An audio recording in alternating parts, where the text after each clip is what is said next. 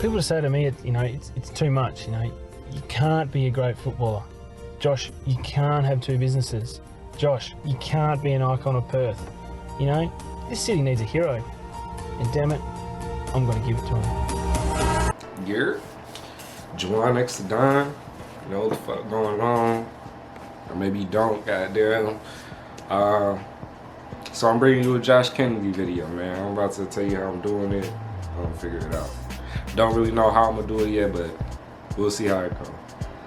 But, I'm gonna give you all a little background on Josh Kennedy, his early life, AFL career, shit like that. Point out a few of his big games. And hopefully have a little visual for y'all over here, you know what I'm saying? So, go ahead and get right into it, man. My boy Josh Kennedy, the West Coast hero, tall forward, 6'5", bro. Best goal kicker for West Coast in history, bro. Just a real stand-up guy from what I can find, man. I did a little research on bro. Couldn't really find no controversial shit. So, man, I'm really just giving y'all straight facts right now, man. So, he was born August 25th, 1987. He's 34, about to be 35 right now. Well, shit, depending on when you watch this video. 6'5", perfect height for a tall forward, and it definitely shows, bro. He definitely put in work, man, as y'all about to find out. He was born in Melbourne, Victoria, but actually he kind of grew up in Australia. He moved around from Canberra to Townsville. Townsville is a funny ass name if I watch Powerpuff Girls. But Townsville and Perth, and then he settled in Northampton. His parents were Jenny and Jamie Kennedy. They kept the J's going. And what's crazy about them, they were both pro basketball players. And they both went to AIS, the Australian Institute of Sport.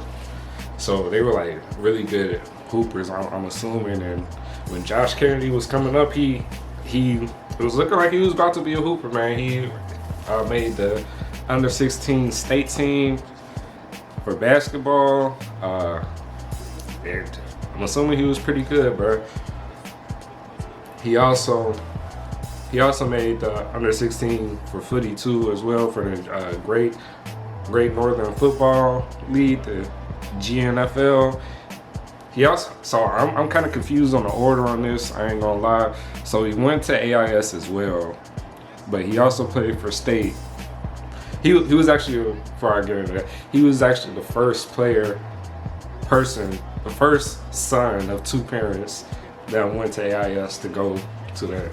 So that was a little something different, but he played under 18 in the GNFL, and went to state for that. And he also was all Australian.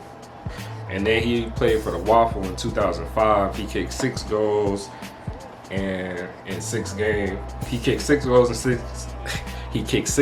in 6 games, and he was all Australian under 18 in 2005, which led him to get drafted by Carlton, pick number 4 in the national draft in November, I believe. So getting into his footy career, boy, that shit started off terrible. Carlton, they were ass. The year he played for them, the first year, 2006, when he played for them, he only played 9 games. He really couldn't find any form. He kicked 5 goals and 4 behinds in those 9 games. Not a great start at all. The next year with Carlton, really didn't do too much either. He played 13 games, kicked 6 and 5. Really wasn't much of an impact, bruh. I guess Carlton wasn't really the best fit for him. I don't know what it was. He just wasn't getting any time on the ground like that. But which led to a trade. Well, there's a lot of things that led to this trade. More so on the West Coast end, because West Coast had a lot of controversy going on. They had just won Premiership in 06. There's just a lot of off-field controversy with Ben Cousins and Chris Judd, and they really lost their whole core, all their star players in the offseason of 07, and with losing Chris Judd and Josh Kennedy was a trade. So Chris Judd came to Carlton, Josh Kennedy went to West Coast, and that's really where the legend begins, man. Because Josh Kennedy was that guy when he got to West Coast. It actually took a little bit. 2008, he actually got the wooden spoon again. So, bro, in his first 3 years, he done seen the wooden spoon twice, bro. And I don't know how demoralizing that can be, bro. I think put down in his first 67 games, bro, he only had 14 wins. So the first little bit of his season was kind of tough. In 08, his first year at West Coast, 7 games. But he had 7 goals, so he was improving the goal each game. And then 2009 was really when he started getting some time, bro. 16 games, 31 goals in them 16 games. So boom, he starting to improve. He's finding his spot, bro. He got the stutter step, bro. Didn't say that earlier. I think the most craziest thing about Josh Kennedy, bro, is his little stutter step, bro. I won't put a video up, but. Hey man, he got that, but he started perfecting his little stutter step. Then 2011 came around. That's when he really, I think that from the numbers I'm looking at, I wasn't watching at the time, but from the numbers I'm looking at, that's when he really just started to shine, bro. He kicked a 10-goal game against the Dogs, 4th Eagle to ever do that. I think he didn't. When he was in the Coleman race that year, but he fell short because West Coast was still kind of. West Coast actually finished 4th that year, 2011, but he still kind of fell short from the Coleman. 2014, 2012 actually. 2012 I can't find anything on 2012, but he didn't play many games that year. I'm assuming it's an injury, but I can't find anything on it. But 2013, he was straight. 2014, he came back, kicked 11 goals against GWS, and you don't know, man, kicking 10 goals is crazy. That doesn't happen often. I think the most goals ever kicked in the game was 18, and that was just in a different time, bro. So kicking 10 is crazy. 10 is crazy. Kicking 11 is crazy, bro. Kicking even 6 is crazy, honestly. But anyways, yeah, 2014 had 11 goals at GWS. 2015 he had 10 goals against Carlton, bro. So he's definitely been out there kicking goals, like efficiently, bro. He's that guy for real. 2015 and 2016 he was a Coleman leader, back to back. I think he's the only player to ever win back to back Coleman awards. Most goals kicked in the season. He became West Coast leading goal kicker in 2018, after his 515 goal. I think he passed up Peter Schmuch, something like that, bro. I don't know how to say it, my bad. And then July this year, he kicked his 700th.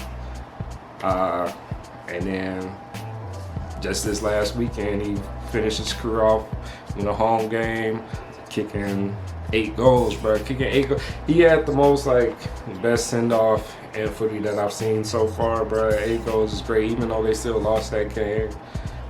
He went out how he's been playing his whole career, man. Hella goals, man. So, have to respect it. He finished his career with 723 goals and 278 games, man. He's the 21st all-time goal kicker. He's just, man, we're gonna miss him at West Coast, that's for sure, man, that's for sure. Let me just go over a few more of his achievements real quick. He got the premiership in 2018, Coleman medals twice, All-Australian 3 times. Matter of fact, I'm just gonna put everything on the screen, all his achievements are shown on the screen so y'all can see it. But yeah, man, that's Josh Kennedy, man. He's a real stand-up guy. Like I said, I can't really find anything else controversial about him, man. I didn't want to dig too much in his personal life, man. He's just a great career.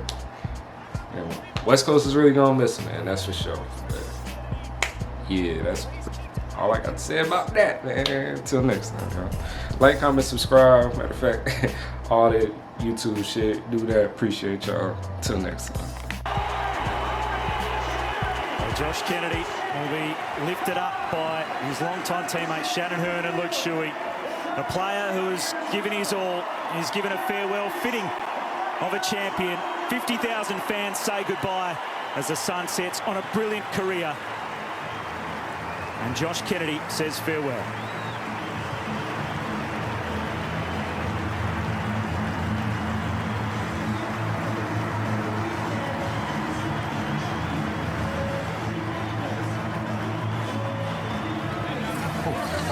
Oh, magnificent individual performance from Josh Kennedy. Almost the fairy tale ending.